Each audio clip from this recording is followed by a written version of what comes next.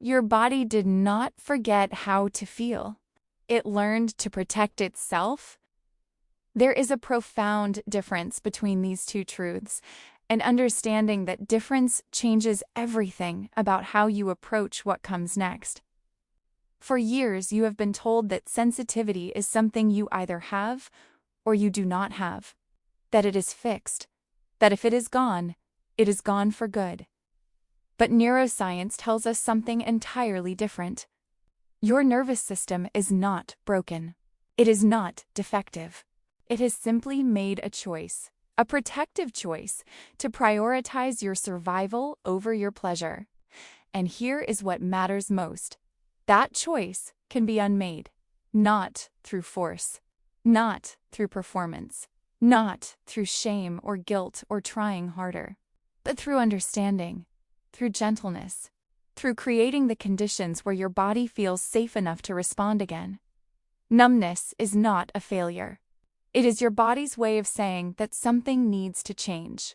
And the fact that you are here, watching this, means you're ready to listen to what your body has been trying to tell you all along. The path to restoration does not require you to become someone different. It requires you to become someone familiar again, someone who remembers that pleasure is not a luxury, it is a birthright. And it is waiting for you. Your body is not broken. This is the first thing you need to understand, and it is the foundation for everything that comes after. When sensation fades, when pleasure becomes distant, when touch no longer triggers the response it once did, your immediate instinct is to believe something is wrong with you, that you are defective, that your body has betrayed you. But this narrative is incomplete. It is missing the most important part of the story. Your body has not abandoned you. It has protected you. For years, perhaps decades, you have been operating in a state of constant activation. Your nervous system has been managing stress, processing emotions, carrying the weight of responsibilities that were never meant to be carried alone. Your body has been in survival mode, and when the nervous system is in survival mode, it makes a choice, a logical choice, a protective choice. It prioritizes what keeps you alive over what makes you feel alive. Pleasure becomes a luxury it cannot afford. Sensation becomes a distraction it cannot tolerate. So your body does what it has learned to do best. It shuts down, it numbs. It creates distance between you and the physical sensations that might pull your attention away from the threats it perceives. This is not failure. This is intelligence. This is your body's way of saying that something needs to change. Your nervous system is not broken. It is wise. It is communicating. And the moment you understand this, everything shifts. Because if your body made the choice to protect itself, then your body can also make the choice to open itself again. Not through force, not through shame, not through trying harder or performing better, but through creating the conditions where your body feels safe enough to respond.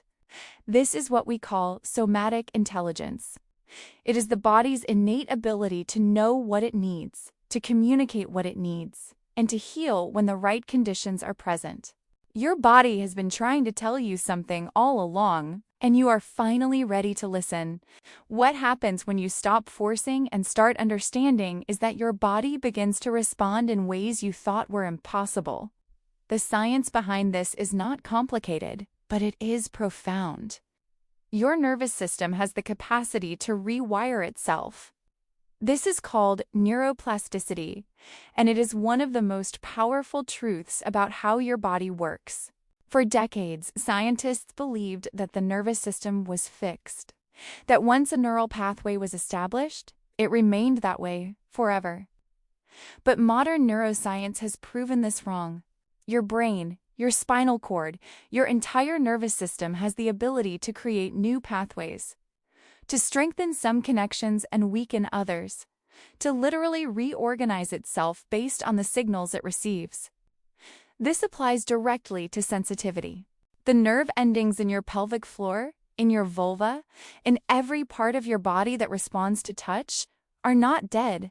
They are not broken. They are simply dormant. They have been receiving signals of danger for so long that they have learned to ignore pleasure signals. But here is what matters. They can learn differently. When you introduce consistent, gentle stimulation, something remarkable happens. The nerve endings begin to wake up. The neural pathways that connect sensation to pleasure begin to strengthen. Your body starts to remember what it feels like to respond. But there is a critical distinction that most people miss. The stimulation must be gentle. It must be consistent. And it must never be forced. When you force sensation, when you try to push your body into responding, you trigger a stress response. Your nervous system perceives this as a threat. It releases cortisol. It activates your fight or flight response.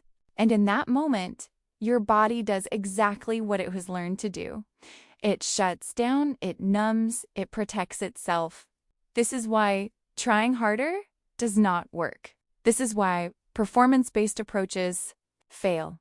But when you introduce gentle, consistent stimulation without the pressure of outcome, something different happens. Your nervous system begins to perceive safety. Blood flow increases. The tissues become more responsive. The nerve endings begin to fire again.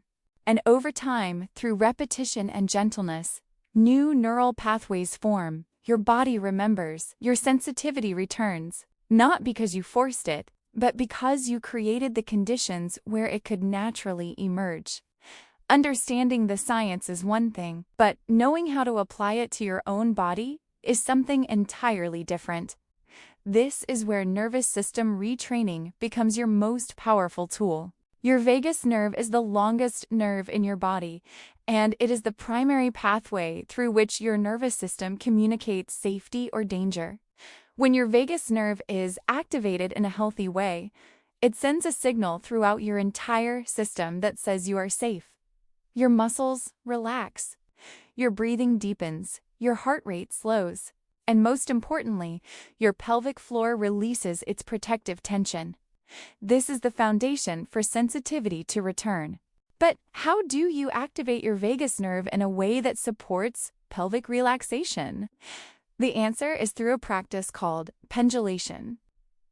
Pendulation is the art of moving your awareness between a neutral sensation and a pleasant sensation, without forcing either one. You begin by noticing a part of your body that feels safe. Perhaps it is your hand resting on your thigh. Perhaps it is the feeling of your feet on the ground. You rest your attention there for a few moments.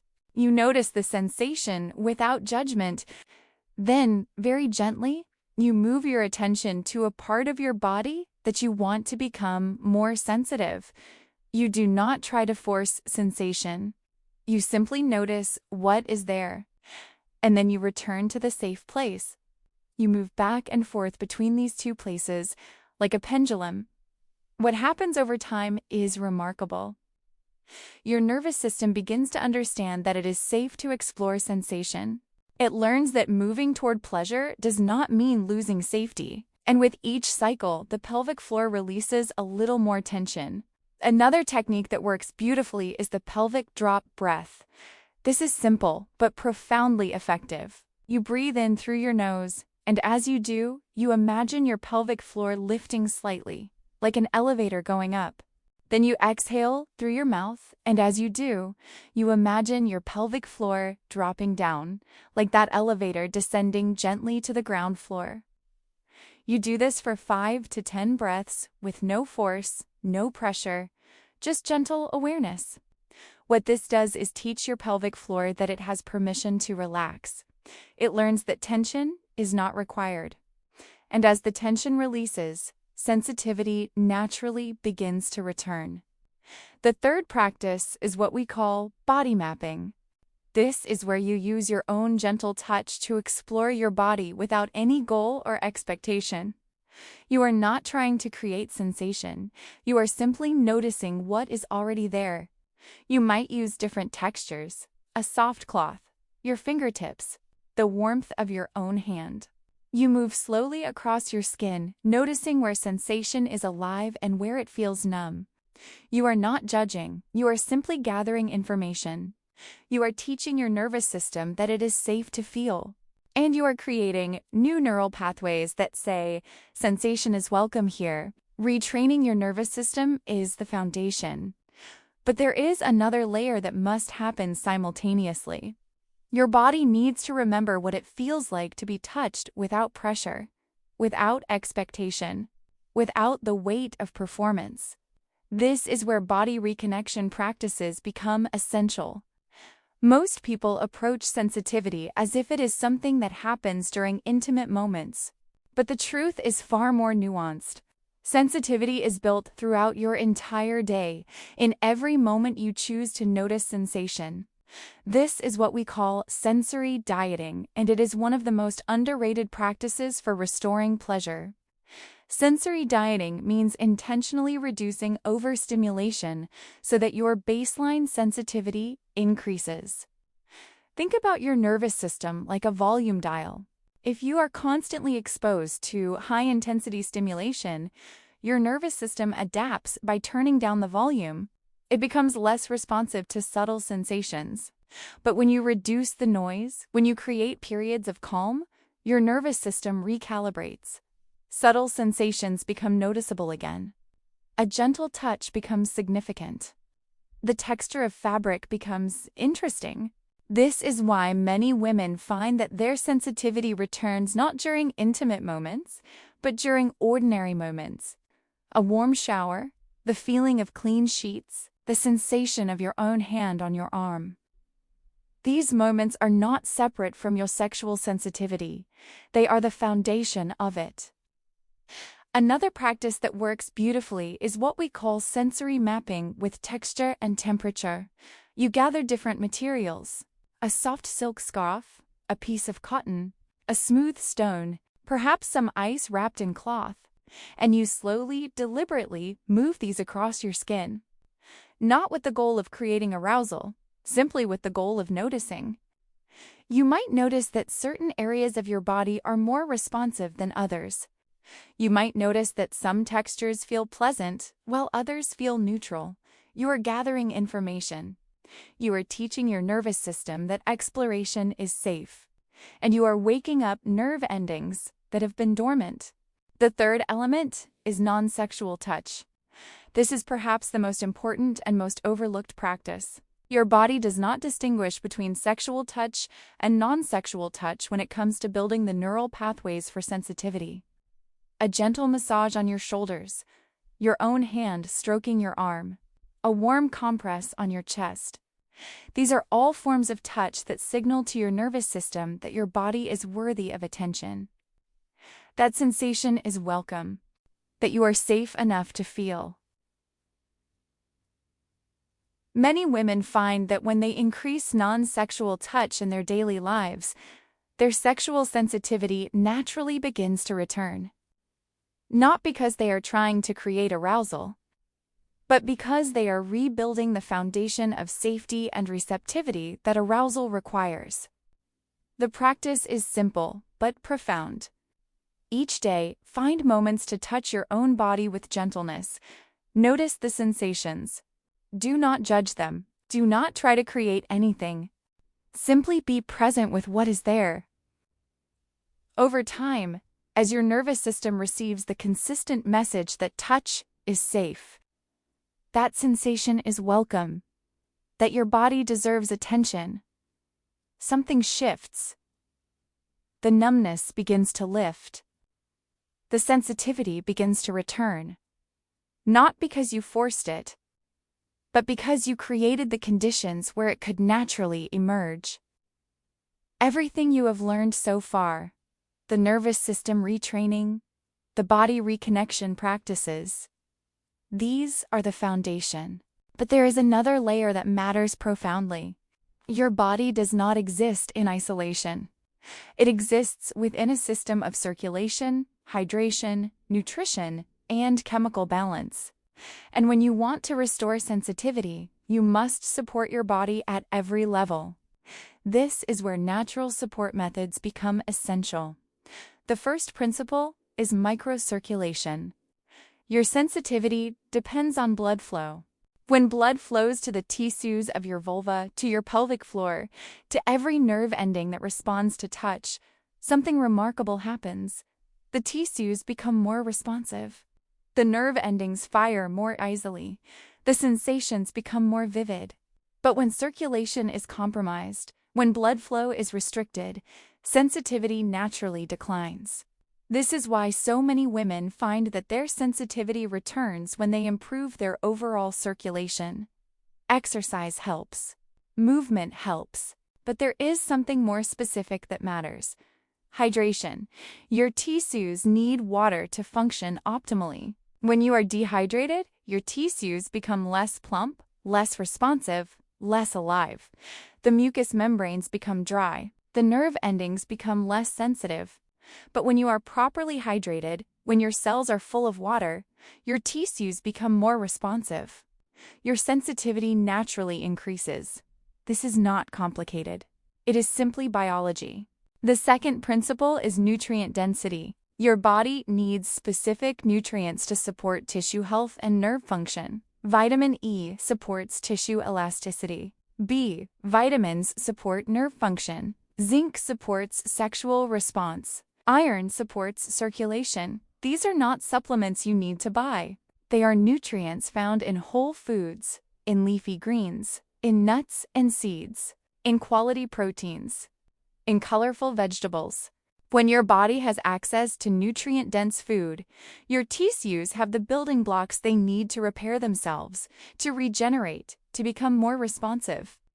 The third principle is botanical support. For thousands of years, women have used specific plants to support sexual health and sensitivity. Ginseng increases blood flow. Damiana supports arousal. Tribulus supports tissue response. Gatu kola supports nerve function. These are not magic. They are plants that have been studied, that have been shown to support the very processes your body needs to restore sensitivity. And here is what matters most. These plants work in harmony with your body. They do not override your nervous system. They do not numb your tissues. They support your body's own natural processes. The fourth principle is avoiding what disrupts. Your microbiome, the delicate ecosystem of bacteria in your vaginal tissue, is profoundly important for sensitivity. When you use harsh chemicals, when you use products with synthetic fragrances, when you disrupt this ecosystem, sensitivity declines. But when you protect this ecosystem, when you use only gentle, pH-balanced products, sensitivity naturally returns. This is why so many women find that simply switching to natural products, to gentle cleansing, to avoiding doaches and harsh soaps, results in a dramatic increase in sensitivity. The fifth principle is the integration of all these elements. Hydration plus nutrition plus botanical support plus nervous system retraining plus body reconnection practices. These are not separate. They work together. They reinforce each other. When you hydrate your body, your nervous system functions better. When you nourish your body, your tissues respond better. When you support your tissues with botanical allies, your nervous system has an easier time firing. And when you retrain your nervous system, your body becomes more responsive to all of these supports. This is the power of a natural approach. It is not about one magic solution. It is about creating the conditions where your body can naturally restore itself.